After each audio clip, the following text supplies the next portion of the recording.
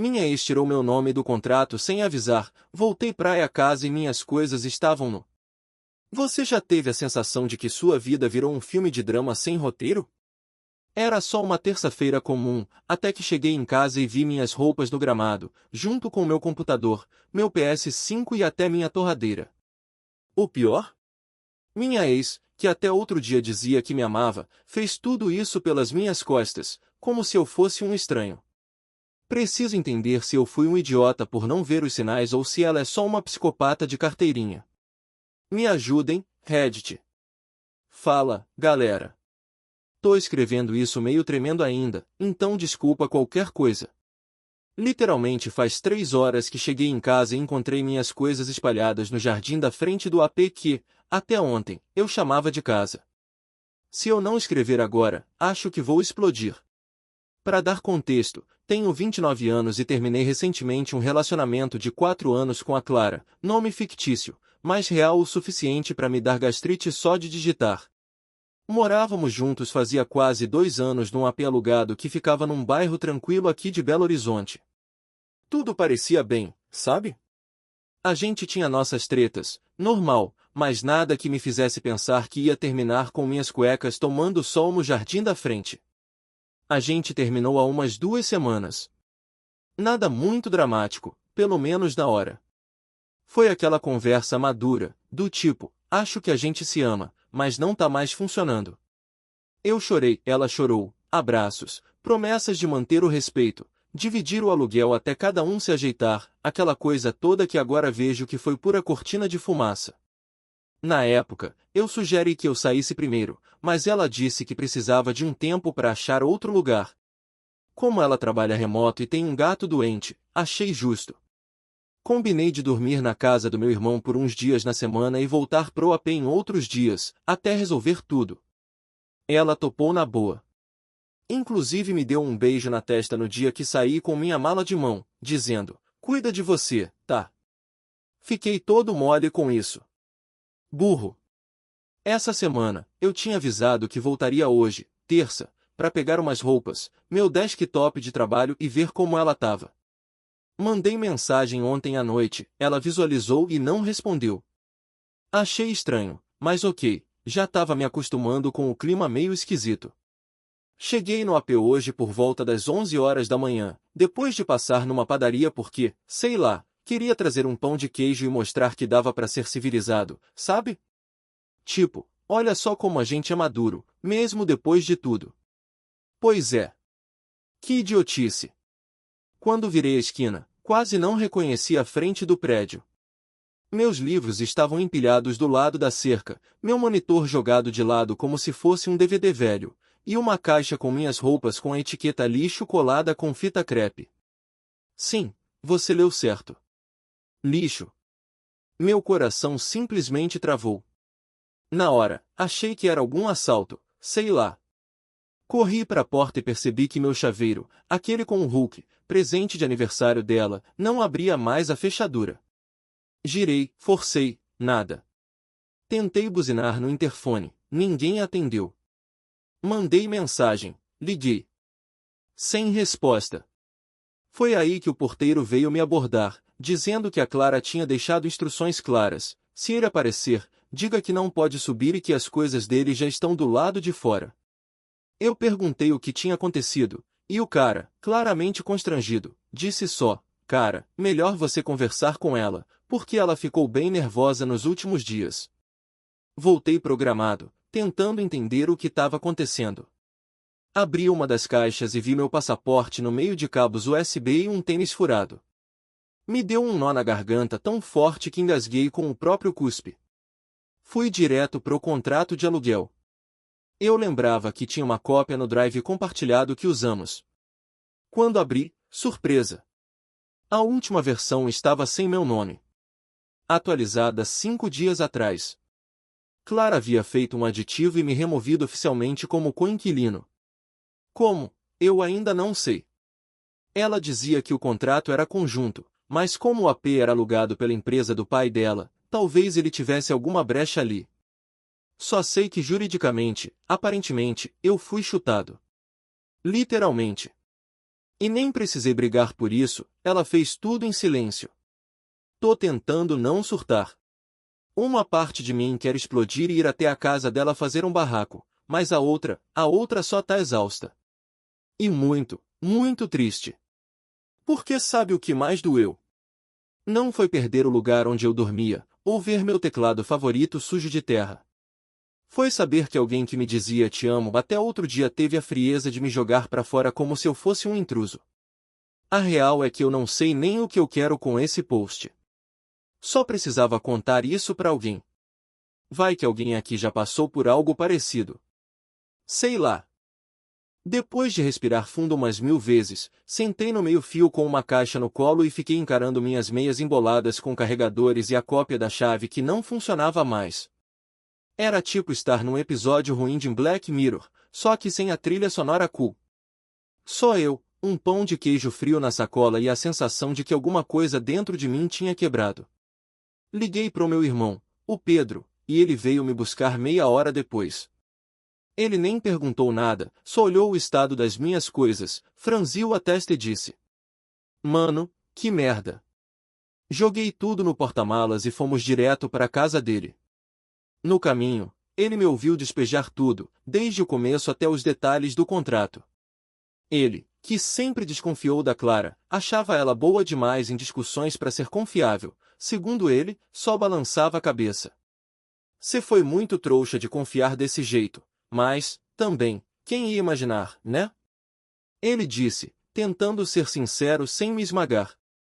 Naquela noite, não consegui dormir.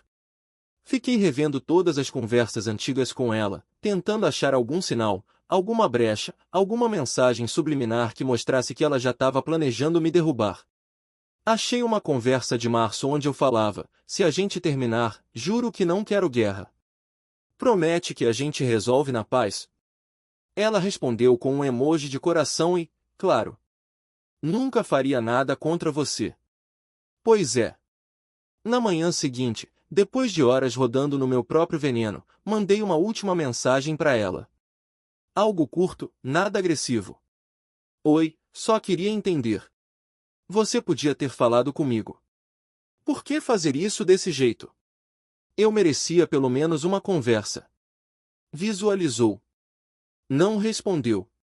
Fui atrás de um advogado amigo do Pedro, que explicou que se ela era a locatária principal, o que parece ser o caso agora que descobri que o contrato estava só no nome dela e da empresa do pai, ela podia sim me tirar, especialmente se a gente não era casado oficialmente. Legalmente, ela estava coberta. Moralmente? Nem perto. Fiquei alguns dias meio vegetando, reorganizando o básico da minha vida no quartinho de hóspedes do meu irmão. Joguei fora coisa que estava quebrada ou molhada da chuva, sim, porque ela colocou tudo do lado de fora na noite anterior e choveu. Nem para cobrir com plástico. Minhas fotos da viagem pro Chile em 2018 viraram uma massa encharcada. Meu controle do PS5 parou de funcionar. Comecei a perceber que, por mais que doesse, aquilo tudo era só um sintoma de algo maior, eu já estava sozinho dentro daquela relação fazia tempo. Só não queria ver. Lembro de um dia, uns 2 meses antes do término, que eu cheguei animado do trabalho contando que talvez ia ser promovido. Ela respondeu ai, que bom, sem nem levantar o olho do notebook. Nem um sorriso. Depois disso, voltamos pro silêncio confortável do casal que já virou colega de quarto. Mas eu insisti. Porque né, era amor. Ou o que eu achava que era. Agora, olhando de fora, tudo parece óbvio. Os jantares silenciosos. As respostas monossilábicas. O sumiço dos planos em comum. Ela já tinha saído da relação muito antes de tirar meu nome do contrato. Só esqueceu de me avisar. Comecei a pensar que talvez isso tenha sido até um favor, por mais podre que tenha sido a forma.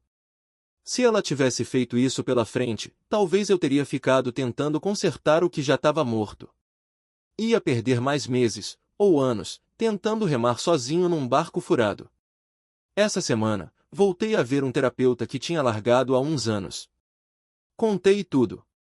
Ele olhou para mim e disse: Você não perdeu só um lugar para morar. Perdeu a ilusão de quem você achava que ela era. E isso dói mais. Bateu. Dói, mas é verdade.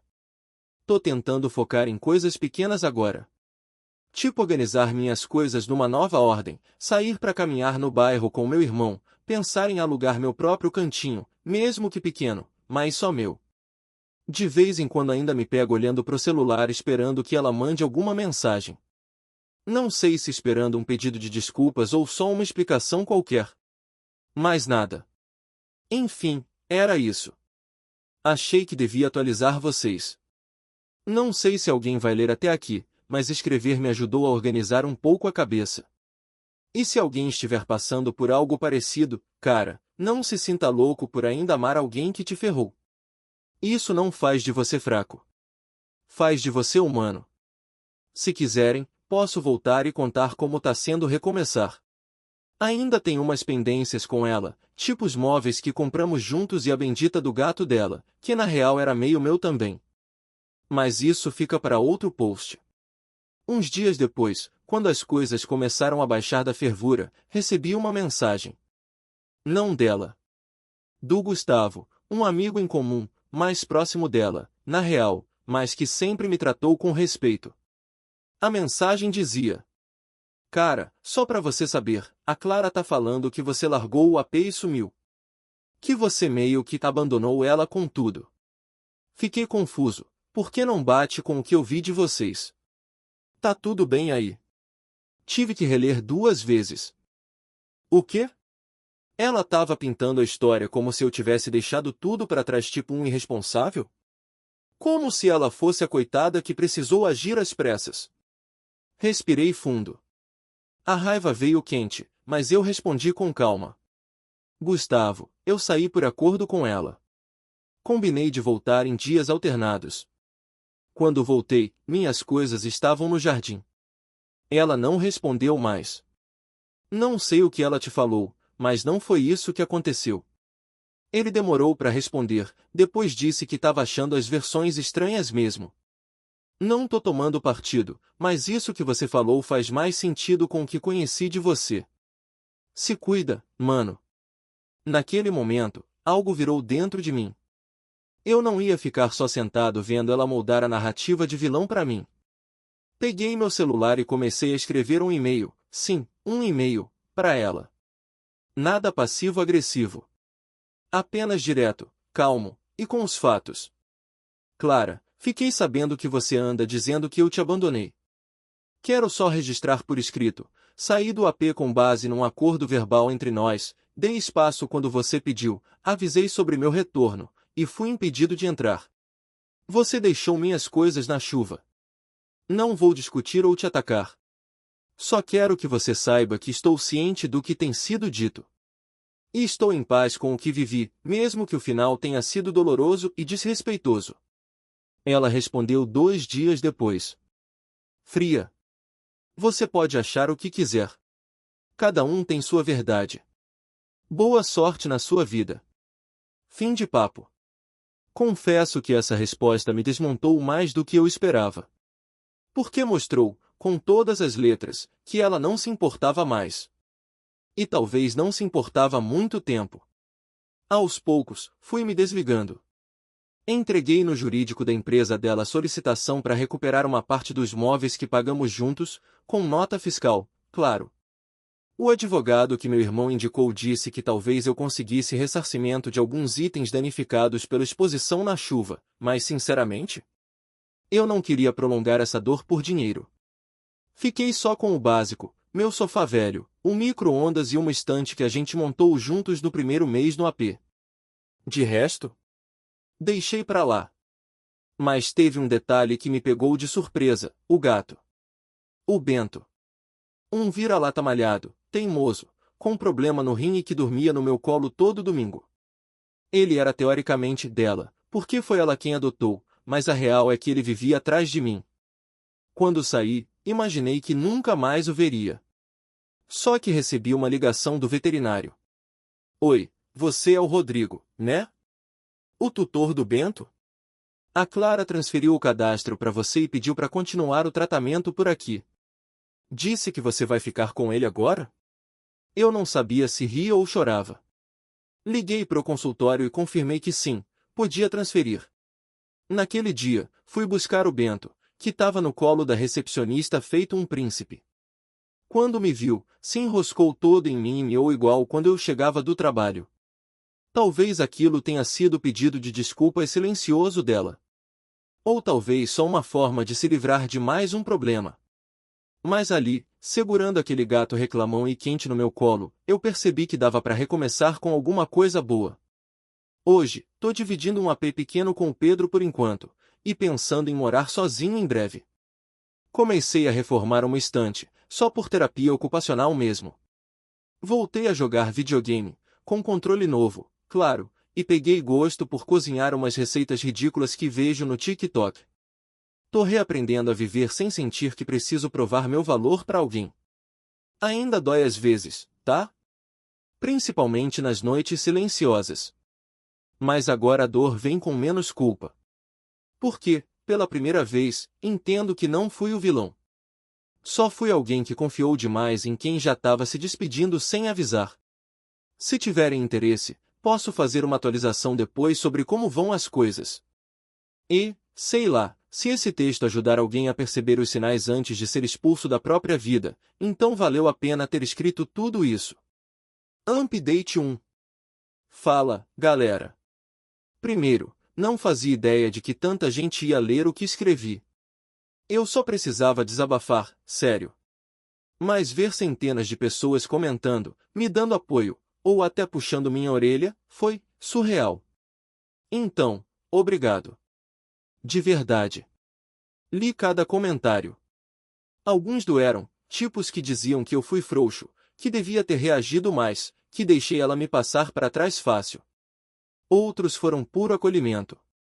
E, sinceramente, todos me fizeram pensar. Um monte de vocês escreveu algo que ficou martelando na minha cabeça. Rodrigo, você foi legal. Mas tem hora que ser legal demais vira permissão para ser pisado. Talvez eu tenha sido permissivo demais. Talvez por medo de conflito, ou por ainda nutrir algum sentimento, deixei ela fazer o que fez sem me impor. Então decidi fazer algo simbólico. Não vingança, não sou desse tipo. Mas um fechamento real. Semana passada, fui até o antigo AP pela última vez. Sim, de novo. Ela não estava, claro, trocou os turnos dela pro remoto total agora, e o porteiro novo nem me reconhecia. Mas eu fui até lá com um envelope. Dentro, a chave do AP, a antiga, claro, um bilhete e uma foto. O bilhete era simples. Não te desejo mal. Mas o que você fez foi cruel. Não pela legalidade, mas pela falta de humanidade.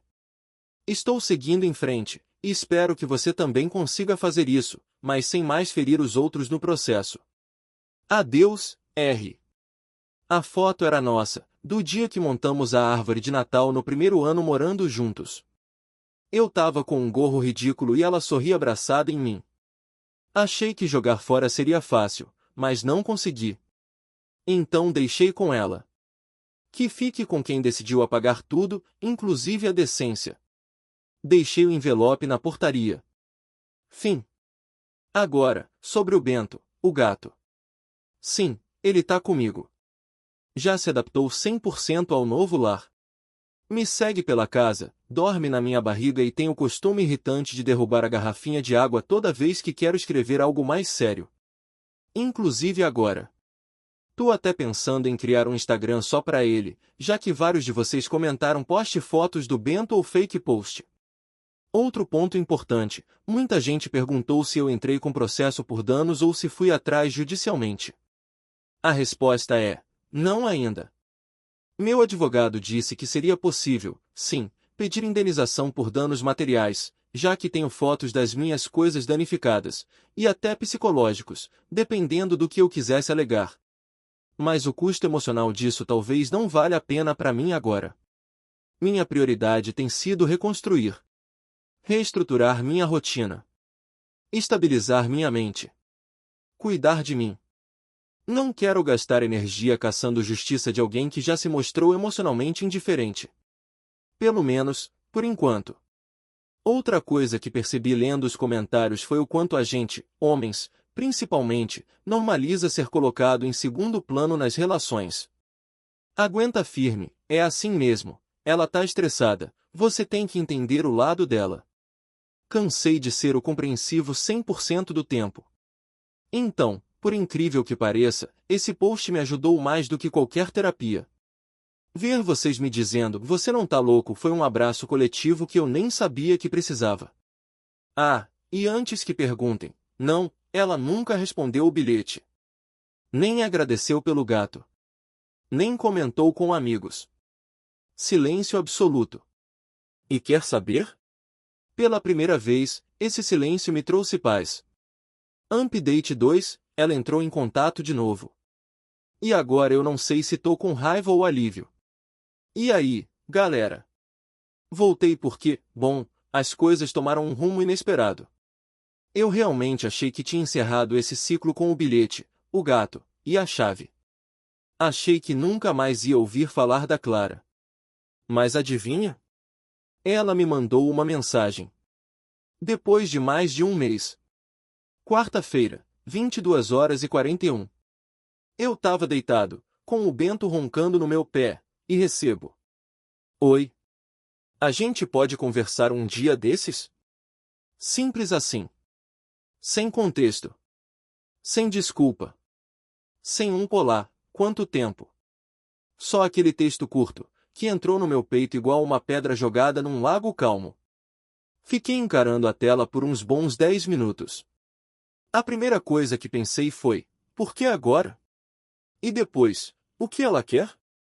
E então, será que eu deveria responder?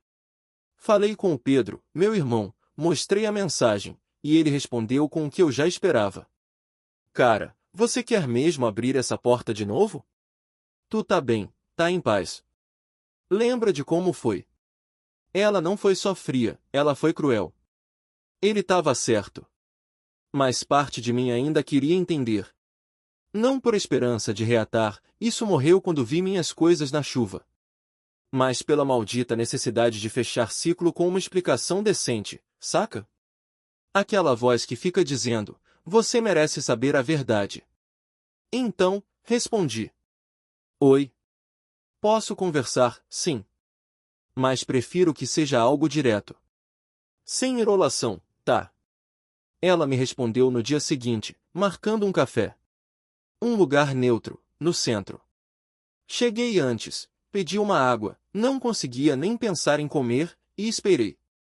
Ela chegou uns 15 minutos depois, com o mesmo casaco que usava quando a gente foi juntos pro sul, aquele que eu tinha dado no nosso segundo aniversário. Ela sentou, ajeitou o cabelo, e disse: Antes de tudo, eu sei que não mereço muito do seu tempo. Mas eu precisava te dizer algumas coisas olhando no seu olho. Pensei, só espero que não seja uma tentativa de se redimir para aliviar a própria culpa. Ela começou a falar. Disse que no mês em que tudo aconteceu, ela estava em crise, pessoal, emocional, profissional. Que se sentia presa num relacionamento que ela já não sabia mais como manter, mas também não tinha coragem de terminar da forma certa. Eu estava me sentindo sufocada. Você não fez nada de errado, mas eu me sentia invisível. E ao mesmo tempo culpada por isso. Então você me chutou para fora da própria casa sem avisar? Eu respondi, sem levantar a voz, mas com o maxilar travado. Ela baixou os olhos. Eu achei que se eu tomasse a decisão sozinha, ia ser menos doloroso pra gente dois. Eu não queria brigar com você. Não queria que você implorasse pra ficar. Eu sabia que você ainda estava lutando por algo que eu já tinha largado. Aquilo me doeu mais do que eu queria admitir. Porque, de certa forma, eu já sabia. Mas ouvir da boca dela foi como enfiar a faca e girar. E inventar que eu te abandonei pros nossos amigos? Isso também fazia parte do plano menos doloroso? Perguntei. Ela ficou em silêncio. Só respondeu depois de uns segundos. Eu tava com vergonha. Vergonha do que tinha feito. Era mais fácil dizer que você sumiu do que admitir que eu fui egoísta. Foi nesse ponto que eu percebi que não estava mais ali buscando justiça. Eu estava ali para ter certeza de que eu não era louco. Que o que eu senti foi real. Que a dor que vivi foi válida. E, apesar de tudo, ouvir dela que ela sabia que errou, me deu uma paz estranha. Antes de levantar, ela me olhou e disse: Você é uma das melhores pessoas que já passaram pela minha vida. E eu perdi isso. Eu só espero que algum dia você consiga perdoar. Não por mim, mas por você mesmo. Saí do café com a sensação de estar limpo por dentro. Triste, sim. Mas limpo. Como se tivesse tirado uma armadura de rancor que eu nem sabia que estava carregando. E agora vem a parte esquisita. Depois desse encontro, eu chorei. Muito. Não de saudade, mas de alívio. Alívio por finalmente entender que não foi minha culpa. Que eu não fui um idiota. Que fui só um cara tentando amar alguém que não sabia mais como ser amada, ou como amar de volta. Desde então, decidi algo importante: vou me mudar. Consegui um estúdio pequeno, na mesma cidade, com uma varanda onde o Bento ama ficar deitado tomando sol. Já tô com a chave, mudo no mês que vem. Novo espaço. Nova fase. Sem fantasmas. Alguns de vocês disseram lá no primeiro post. Você vai olhar para trás e perceber que isso foi a melhor coisa que te aconteceu. Ainda não sei se foi a melhor. Mas sei que foi necessária. Se vocês quiserem, posso vir com mais uma atualização depois que me mudar. Ou talvez quando eu começar a sair de novo. Sim, ainda não consegui sair com ninguém desde então. Acho que meu coração tá se reorganizando aos poucos. Update 3, descobri algo que me desmontou completamente. E não tem nada a ver com ela. E aí, pessoal? Voltei com mais uma, e talvez a mais difícil, parte dessa história toda. Spoiler, não tem a ver com a Clara. Mas, de certa forma, tem tudo a ver. Depois do último update, eu segui com o plano da mudança. Consegui montar meu novo cantinho, um estúdio pequeno, funcional, com cara de recomeço. Cada detalhe que escolhi, a luminária, o tapete, os quadros na parede, era uma forma de me lembrar que agora o espaço era só meu. Eu. E o Bento, claro. Aliás, o gato se adaptou antes de mim. Escolheu um canto perto da janela e passa horas ali. É como se ele soubesse que aqui é seguro. Eu me sentia mais leve a cada semana.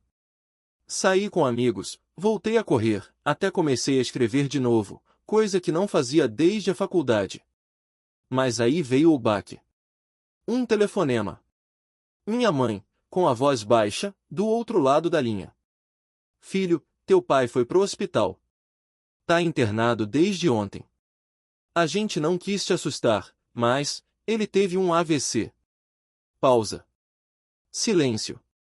Eu só consegui dizer: O quê? Voltei para a casa dos meus pais no mesmo dia. Meu pai, que sempre foi aquele cara durão, que ralava como técnico de elétrica e consertava tudo com fita isolante, agora estava numa cama de hospital, com metade do corpo paralisado, tentando sorrir com um lado só do rosto. Ele me olhou. Tentou falar. A voz saía fraca. Eu segurei a mão dele. Fiquei ali, em silêncio, com o coração batendo tão forte que parecia que ia sair pela garganta. A vida é filha da puta. Quando a gente acha que tá começando a respirar, ela vem e puxa o chão de novo. Foram dias tensos. Médicos, fisioterapeutas, exames, incertezas. Dormi em cadeira de hospital, com o som dos monitores apitando de fundo. Vi minha mãe, forte como sempre, desmoronar por 2 minutos no banheiro antes de voltar com o café e o sorriso cansado. E eu? Eu me senti pequeno. Inútil. Frágil. Na terceira noite, do lado de fora do hospital, liguei pro Pedro. Ele perguntou como eu tava. E sem pensar, falei: Cara, a parada com a Clara parece tão pequena agora. Eu ia te dizer isso, mas fiquei com medo de parecer insensível. Ele respondeu: A gente perde tempo demais tentando entender gente que já foi. E esquece de cuidar dos que ainda estão aqui. Aquilo me atravessou. Voltei pro hospital com outra cabeça. Comecei a ajudar minha mãe com os papéis, a revezar com ela para que ela dormisse. Organizei coisas da casa. E, no meio disso tudo, algo virou dentro de mim. Pela primeira vez em muito tempo, eu estava cuidando de algo fora da minha própria dor. E isso, paradoxalmente, me curou. Passei a visitar meu pai todo dia. Levei o Bento uma vez, ele ficou no colo do meu pai por uns minutos, ronronando alto. Meu pai riu torto, com dificuldade, mas os olhos brilhavam. Foi o momento mais puro que vivi em meses. Aos poucos, entendi, tudo isso que passei com a Clara, com o apartamento, com a traição silenciosa, foi um ensaio emocional para o que realmente importa. Me ensinou a não me apegar ao que me fere. A não gastar energia tentando entender quem não quer ser entendido. E principalmente, a valorizar o agora. O presente. As pessoas reais, que ficam mesmo quando tudo desaba. Talvez esse não seja o clímax que vocês esperavam. Não teve vingança. Nem plot twist de romance novo. Mas teve vida real, teve crescimento. Teve dor e teve renascimento. A Clara? Nunca mais falou comigo. Nem precisa. O AP? Alguém novo se mudou pra lá. Vi num story de um amigo. O processo legal? Nunca levei adiante. Meu tempo e energia agora estão voltados para coisas mais urgentes. Mais valiosas. E eu? Tô vivendo. De um jeito mais simples, mas muito mais verdadeiro.